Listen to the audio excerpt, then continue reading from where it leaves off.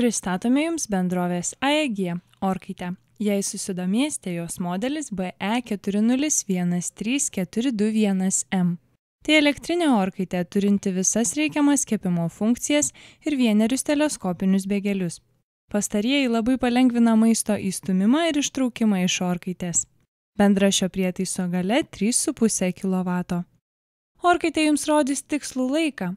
Palikite visą darbą šiai orkaitei. Pirmą kartą spustelėję laikrodžio simbolį nustatote, kiek laiko reikia kepti.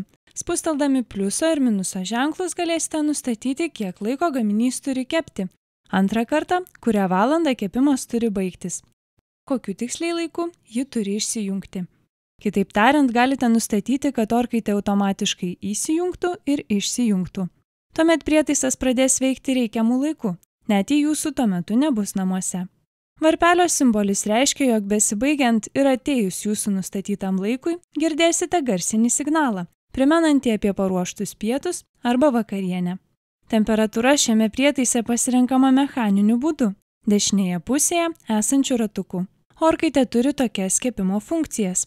Karšto oro pūtimas, kai kaitra tolygiai cirkuliuoja po prietaiso vidų, picos funkcija, žinoma geriausiai tinkanti picai kepti, tradicinio kepimo funkcija, kai patiekalas kaitinamas iš viršaus ir iš apačios, patiekalams iš tešlos bei gaminių pašildymui skirtas kaitinimas iš apačios ir šaldytų patiekalų atitirpinimas.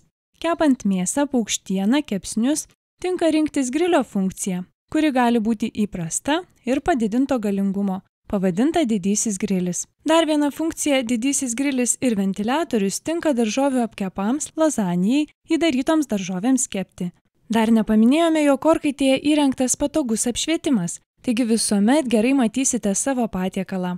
Virtuvėje dažnai krykštauja ir jūsų vaikai, nesibaiminkite dėl jų. Orkaitės durelių išorinis paviršius Isofront Plus niekada neįkaista iki daugiau kaip 50 laipsnių, taigi vaikai nenusidegins. Taip pat ant prietaiso nelieka pirštų antspaudų.